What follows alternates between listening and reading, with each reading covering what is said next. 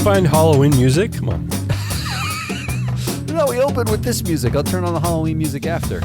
Live from your CEO's pre-Halloween Scarefest, it's yet another manic Monday edition of Business Pants, joined as usual by analyst Hull Matt Mascardi. Yeah! Yeah. Ooh.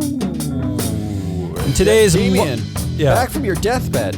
Oh, don't say that. In today's speaking of which, moldy dead leaf pile called October 30th, 2023, we have a scary headline game and a will your car CEO keep its job game. Well, those two sound fun, I guess. I have one short, terrifying director to vote out. Perfect. Although our show today, that might be aggressive. Okay. Yeah, I'm realizing everything we do is aggressive. Our show today is being sponsored by Free Flow Analytics, the only ESG data platform to measure real board influence. That part at least is true.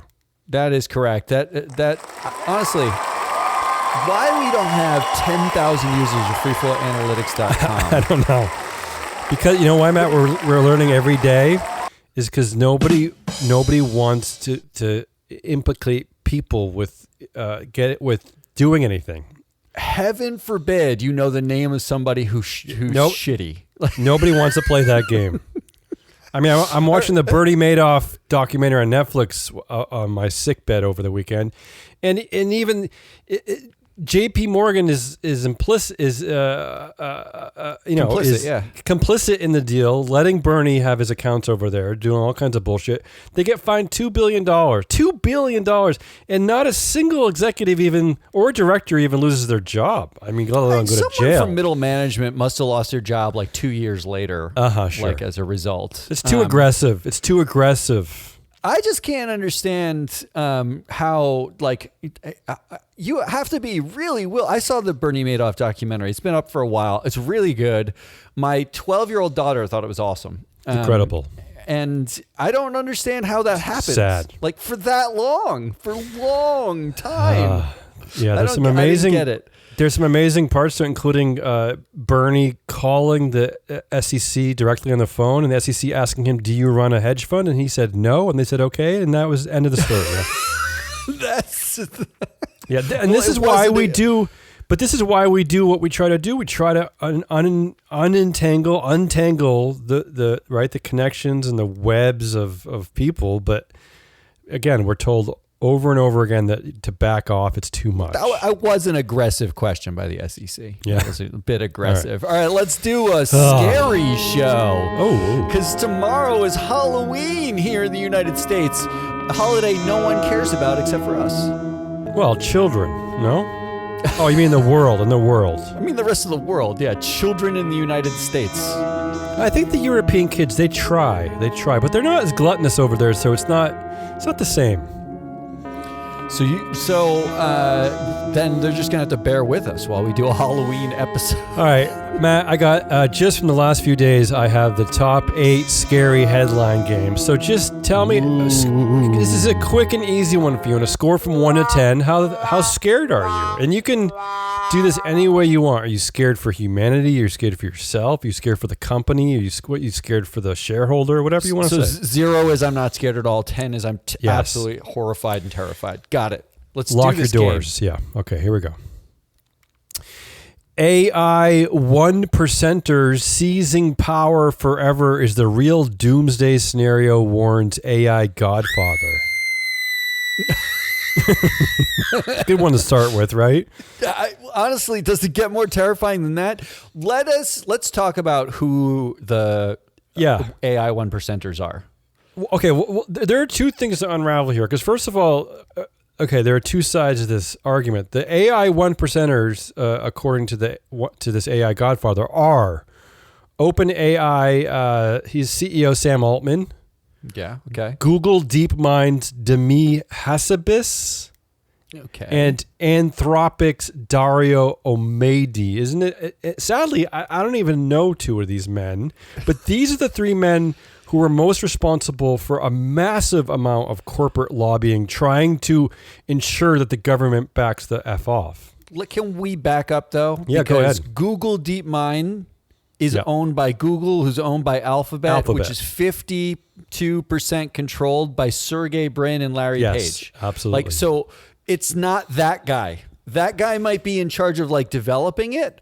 And he might be like, what's weird about this is the Godfather was from Google, right? Like, isn't it the guy who's quoted here is an ex-Googler?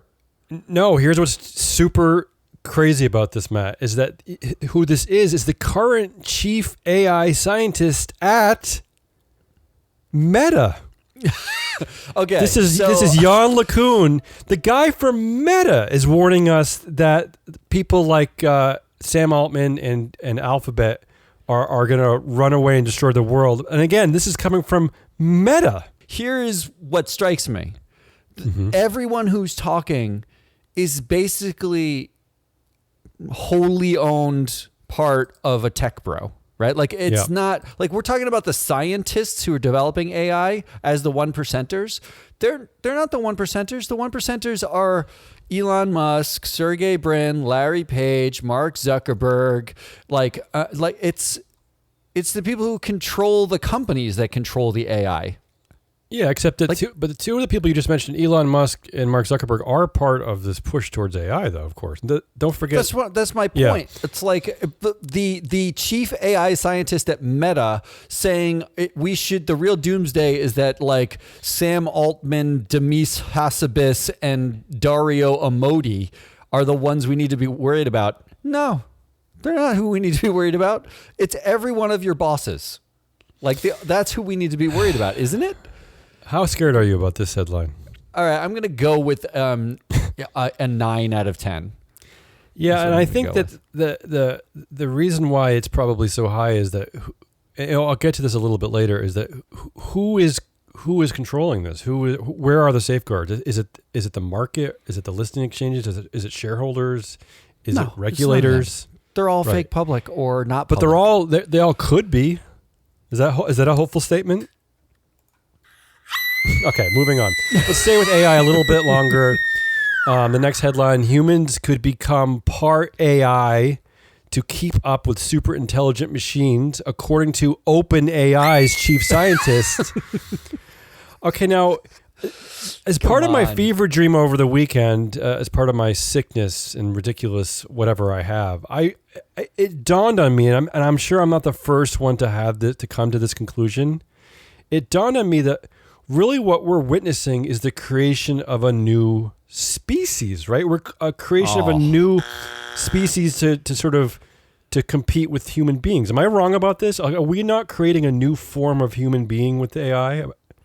Are you skeptical about that? Well, did we create a new form of human being with social media? I think that the social media is sort of the petri dish and database to help AI kind of figure out how to take over the world. I don't know what the end game is with social media, but to me, AI's purpose is much more direct.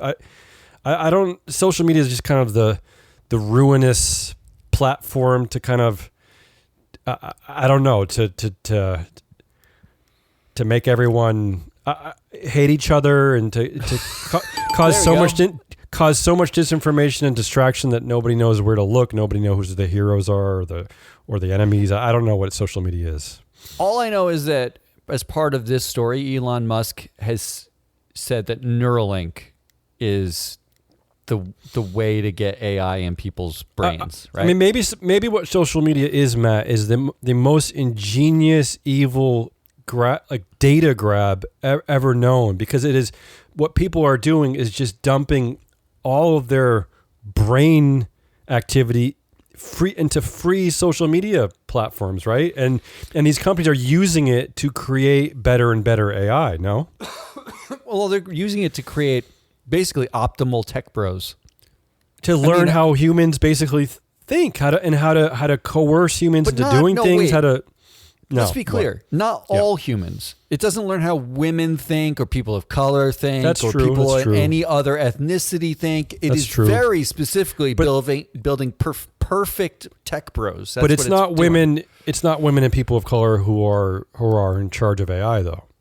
No, that's That's my point. That's why AI will actually never so if you imagine a scenario, you put the Neuralink chip in your head, it's got AI enabled, and as this says, humans could become part AI. First of all, which humans are likely to become part AI? It's not like the guy, peeing in a bottle in an Amazon warehouse who's like suddenly AI bottle I think pee. eventually, but yeah, go ahead.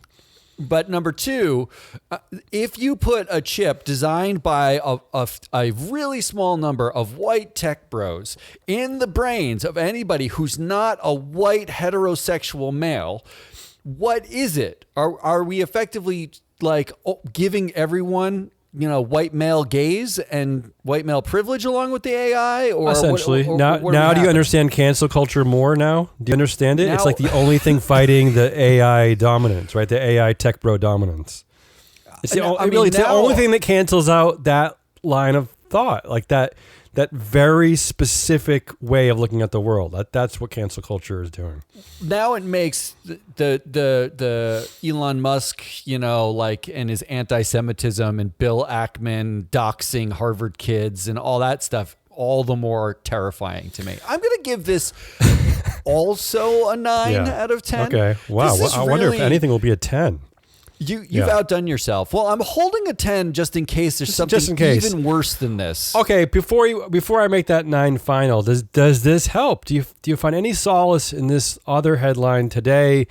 President Joe Biden this morning, I believe, will sign a sweeping executive order to guide the development of artificial intelligence. Some of these measures, blah, blah, blah. So you're already out on this. Some of these measures include creating new safety and security standards for AI, including measures that require AI companies to share safety test results with the federal government. There's a lot of stuff more like this. Remember a few months back, the government announced voluntary guardrails, right? Yeah, I get it. This is like the next step in that, but do you find any solace that Biden's at least trying? First of all, is Joe lifting up the hood of the AI and making sure that it's all set up right? Like, that guy can't walk downstairs without getting sleepy. And frankly, I wouldn't be too sure about that. But there are when we talked about guardrails, even if you put guardrails on social media, it fails every single time. Like, we've not put up a single guardrail that works, with the exception of banning it, right? And even then, people find a way. There are no guardrails for something that ostensibly will be sort of activated on its own. Like, you can program in some guardrails, and then what happens if the AI decides not to follow the guardrails? What happens if one tech bro decides not to do it? What happens if China's AI catches up to America's AI because America put on some guardrails, and then Mark Zuckerberg's out in Congress being like, China, China, China, and then they remove all the restrictions anyway?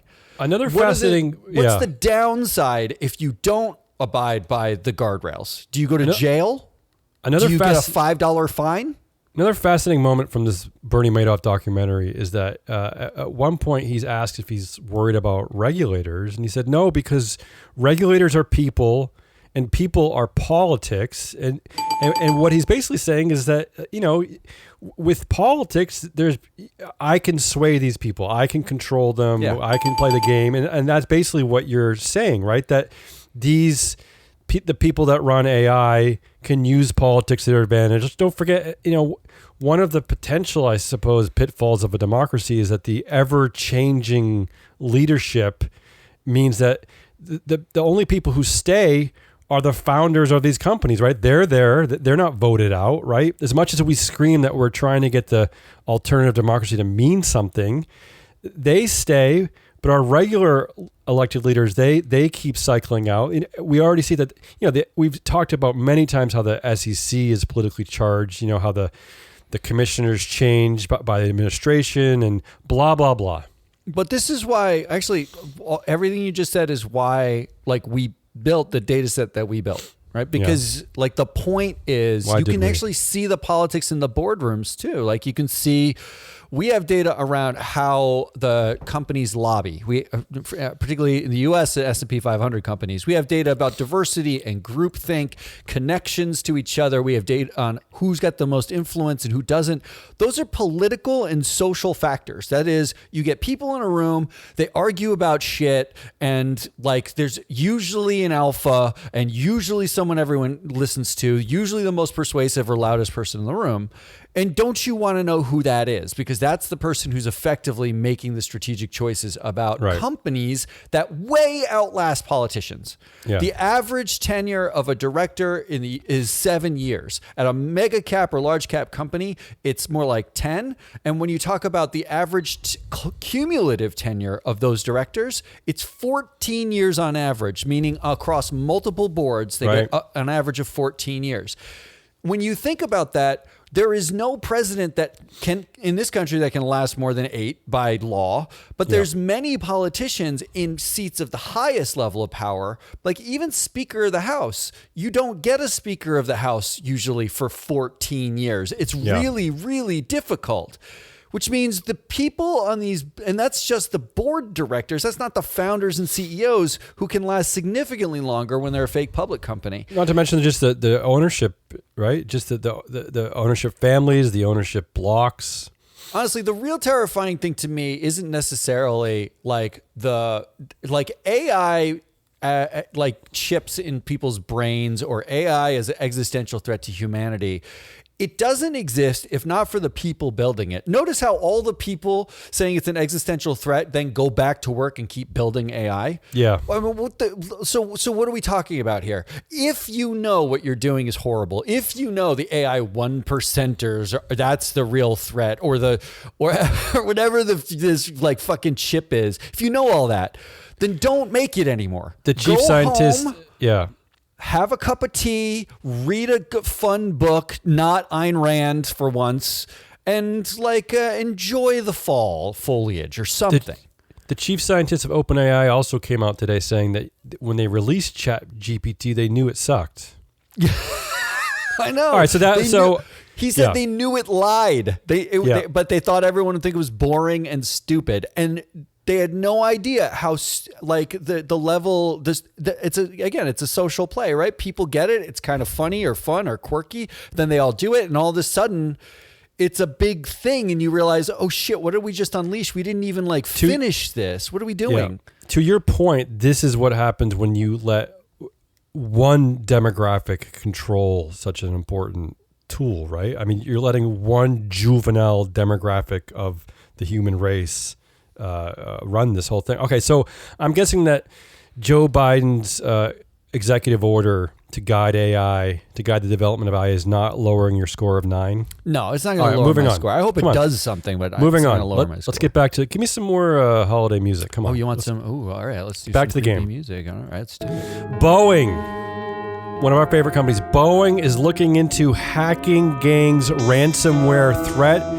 They announced on Friday that they are looking into a claim made by the Lockbit cybercrime gang that it had stolen a tremendous amount of the company's sensitive data that would be published online if Boeing does not pay ransom by November 2nd. So this is also what's going on in the corporate world. Something that I'm always talking about is this, like, the growing dystopian cybercrime wars. I mean, I don't know. Like, to me, it's just the beginning.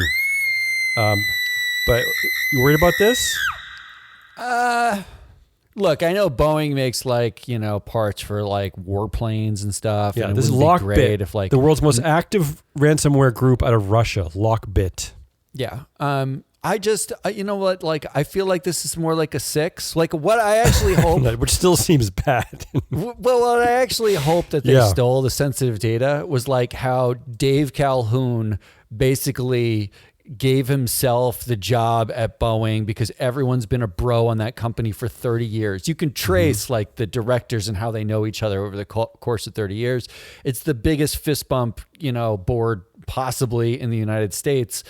And what did they steal? How to make a plane fall out of the sky and not get your orders out on time? Like, so is that the sensitive data? I'm sure there's sensitive stuff. But frankly, Boeing feels inept enough that this was both inevitable and there's probably nothing that people don't really know. It does make you think that now is probably the optimal time to start to rethink what boards are, or at least who they're made out of, right? Like they're meant to represent a counterbalance to management, right? That we know. But you're right. They're constantly stuffed with the same people that run all the other companies. Shouldn't society really start to rethink who gets to sit on these boards? I mean, isn't now really the time? Can you imagine sitting in that boardroom when they're like, should we pay this group by November 2nd? Like, what do you think they have? Like, what do we know? Like, did we lose anything? Like, they could have nothing. They could just say they have something. They haven't revealed what they have. They could have like one employee record for somebody in the mailroom. Moving on, 15,000 scientists from 161 countries are warning in a new report that society could collapse by 2100 due to climate change. I don't have to go into more details on that one. I don't have to go much more. No, I don't think we need more than that. I mean, that feels 10-ish to me. Yeah. Like my kids might be alive by 2100, and society collapsing scientists. It can be a good thing if you are off grid living in the woods somewhere, or maybe a bad thing when everyone's got a weapon in this country and goes out to use it. Back to the one percenters. This headline: Elon Musk desperately wants control over your personal finances. This is according to reporting out of the Verge.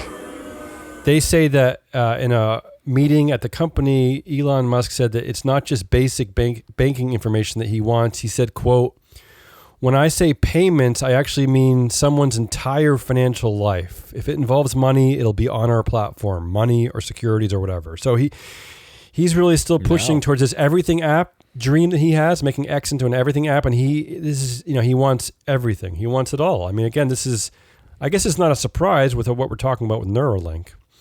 So the good news on this one is, unlike rockets and unlike cars, where he builds something physical, he kind of sucks at everything that involves trust and social, right? Yeah. And from everything we're seeing over the past few years, and maybe we can take 0.0001% of the credit for this, is that people are kind of catching up with how horrible he is. Twitter is failing. Tesla is sputtering. People are a little worried about this dude. So yeah, you're right. You have to give him credit where credit's due. He makes a great widget, like something that moves and flies and whatever, right? I guess. But it's also very clear, and he's great at fundraising, and that's what mostly has kept him afloat. That's the scariest part. Yeah. It took him, let's not forget, Tesla was not profitable for 15 years, right? Like, it took him a really long time to turn Tesla into a thing, and took a really long time to turn SpaceX into a thing. These are not, and both were funded in part by the government, and he can say that, but we paid them back. But it was, you wouldn't have gotten where you were without those initial grants and government assistance and all that kind of stuff. But when it comes to social and even PayPal, because he tried X back in the day, it does not actually seem like it goes as well for him. Let's not forget that he needs someone else to trust him, not just Mark Andreessen. Yeah, let's not forget that his first attempt at this everything app, X, as you're referring to, he was fired from that company, and then it became PayPal, right? Yes. Yeah, it doesn't always go well. When you have his horrid personality, it doesn't always work. This does not feel that scary. I'm going to give this a 3. I'm not scared. Wow. Okay, I'm shocked. Okay, next one. Abercrombie and Fitch facilitated ex-CEO's sexual exploitation of men, according to a huge new class action lawsuit, alleging that the company, not just the former CEO, that's Mike Jeffries, the company itself was complicit in a decade-long sex trafficking scheme. Let's not forget that Michael Jeffries ran the company for 22 years. So That's a long time. So again, talking about boards and who these people really are, and maybe time to rethink who sits on these boards. But that's a pretty chilling headline. 22 years and supposedly head of a sex trafficking scheme. That's a new one for the CEO world. I'm a little Honestly, I feel like we're getting less and less kind of globally terrifying. Okay, I should reorder these. You started off really high, right? Yeah. Like, okay. This one feels like something that happened. Like, it's horrible and terrible. And the real terrifying part is that he managed to have a job for that long. That's the terrifying part. Like, I don't know. It means he's empowered by the people, because Abercrombie because of the board. Is publicly traded, right? Absolutely, absolutely because of the board. So that's the terrifying part. Yeah. That, like, because investors are so terrified to vote out board members, that they can sit in power and empower a CEO like this for a really long time. But that seems like sort of background terror to the imminent terror of societal collapse. But connected, no. But everything you were talking about before, they're definitely connected issues, right? I mean, if we don't figure out ways to have a voice and have some kind of control, then it's all running amok. I'm with you. It's still a 5. Still a 5. All right. Well, then I think I ordered this game wrong, because the next two I think you'll feel the same way about. The next story again is about a board or CEO that just doesn't care. The headline is Kanye West drew a swastika at a Yeezy meeting with Adidas and told a Jewish manager to kiss a photo of Hitler.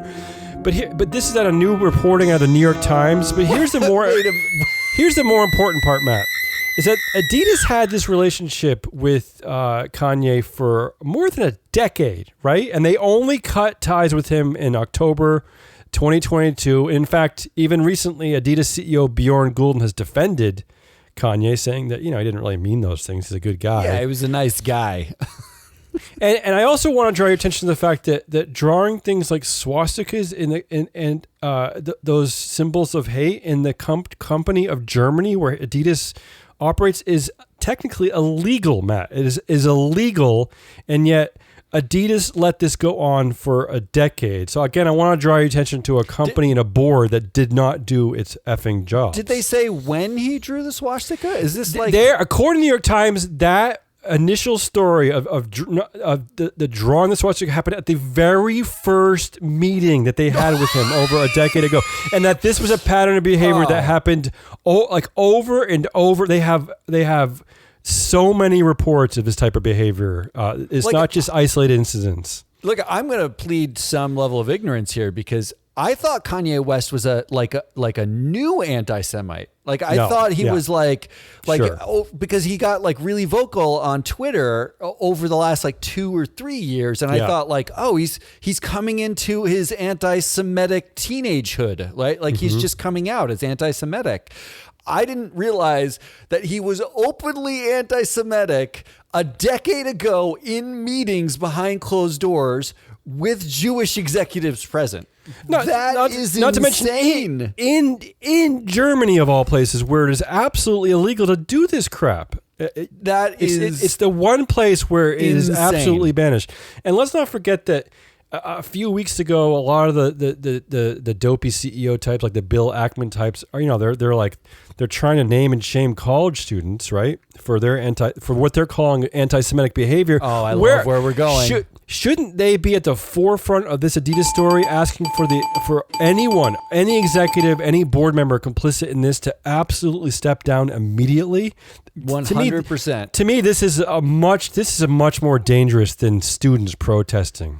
This one, the story itself is not that scary, but the fact that we have Bill Ackman getting kids doxxed while executives sit by and are cool with this, and no one, people are coming to Kanye's defense. Meanwhile, who's defending the Harvard students who said something stupid? Nobody.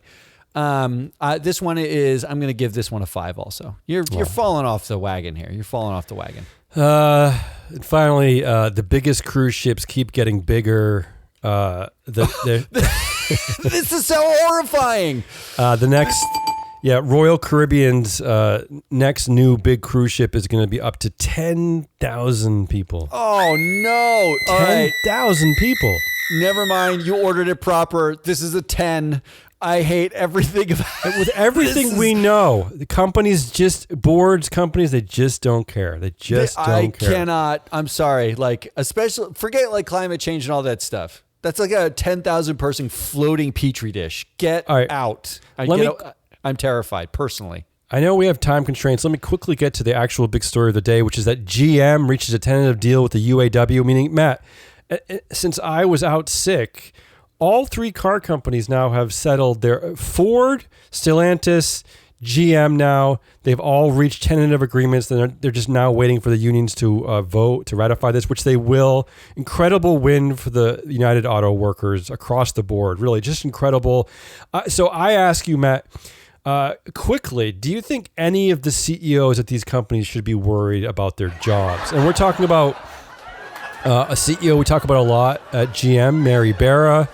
We're talking about Carlos Tavares, CEO over there at Stellantis, and then Jim Farley at family-run Ford. So yeah, Tavares here is interesting. He was the COO under Carlos Ghosn at Nissan. So he came from Renault, which is French owned.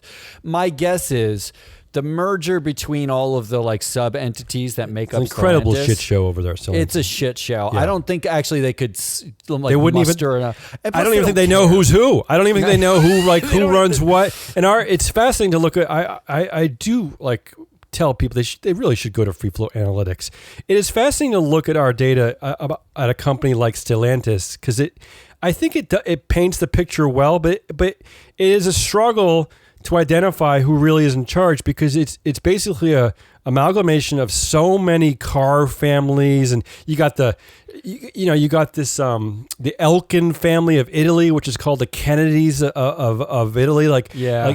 He's the chair. John Elkin's the chair over there at Stellantis. Like have a member like an Agnelli or something like that. Yes, he's an Agnelli, like Porsche or whatever. Yes, heir of the Agnelli family. You have a member of the Peugeot family who I believe is the vice chair at Stellantis. So it really is just incredible governance shit show. Yeah, it's like 12. It's literally like if the mafia unionized. Like I think it might actually be literally that. Yes, yes. So, but he's not out. And Jim Farley just got the job like 2-3 years ago. And we know that. And you're looking at our data again, which. The true leader at Ford is the Ford family. William Ford, the 43rd, controls 64% of the influence there. This is a Ford family decision, and I think you're right. Why fire him? What's the point? No one's going to fight because there's no risk. Like the Fords have all the money. It doesn't. They don't. There's not. They control it. So that leaves you with GM's Mary Barra, who I will say.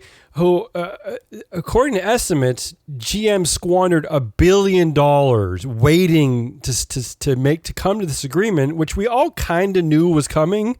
I don't know what took her 6 weeks, but what do you think? And it's a democratic it's a one share one vote. It's a highly dispersed company, which means and people were talking about how she was paid too much. She came out and said something stupid like I don't make that much when she really made if it was like a rounding error because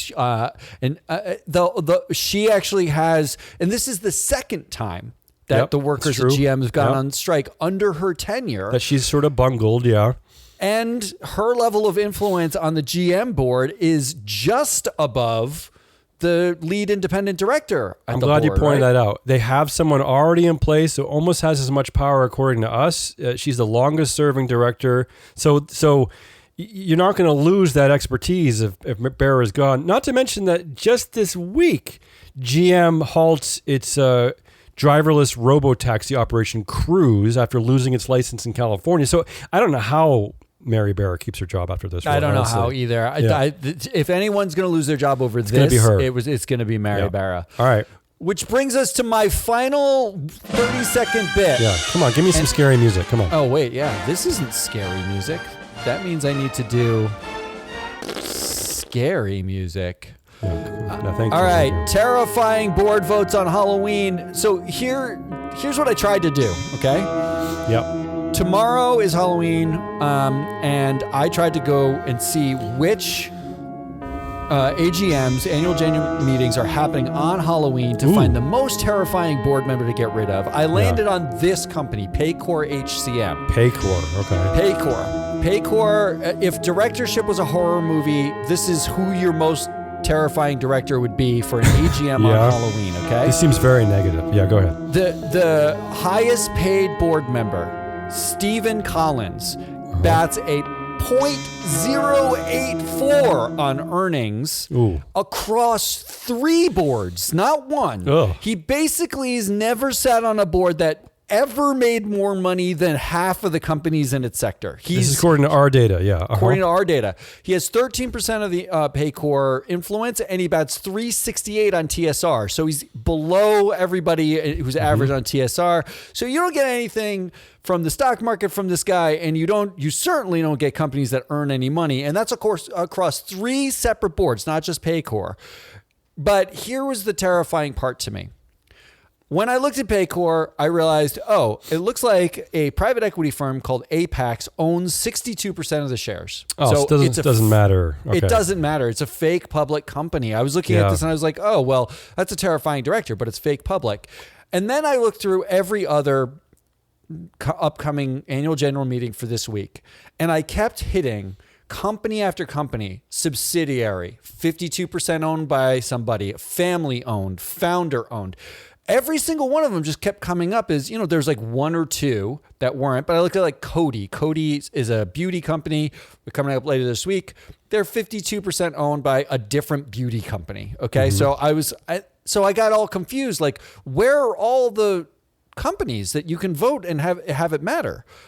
And that's when I realized that I looked at the data. Free Flow Analytics, we label companies as by government types. They're totalitarian, they're aristocratic, they're democratic, oligarchic, all of these government types. 43% of global companies are totalitarian, meaning they are effectively controlled or controlled companies. The founder is on the board, has all the influence. They have all the shares. They're dual class. It's actually state-run or owned somehow. 43% of publicly traded companies are not real public companies, is what I found. That, to me, was the most terrifying part. That is the Halloween finding for me. We had the great godmother of governance, Hall of Fame member, court governance member Nell Minow coming up on our show soon. We're interviewing her on Thursday. I don't know when we're going to release that episode. Probably the week. But I would like you to ask her about this specifically. 100%. I do not understand the alternative democracy seems like a fake democracy. That's what it looks like. And it doesn't need to be, right? I mean, it doesn't. I would like to see what she thinks can be done about listing exchanges, letting these companies list on their exchanges. It just doesn't seem right. Yeah. That's it. That's your terrifying Halloween episode. Tomorrow's Halloween here. Sounded like every other episode, to be honest. Free Float, that's Damian Rollis. I am your analyst, Matt Muscardi. And as Damian just alluded to, we have a big guest we're recording this week, one Nell Minow, the godmother of everything governance related. We're having the governance Illuminati on this show. We just had John Lukomnik on the show. Now we're going to have Nell Minow on the show. I mean, she's something special. I mean, this is like unprecedented. So come back, listen. We'll be back again on Woke Wednesday. Until then, goodbye.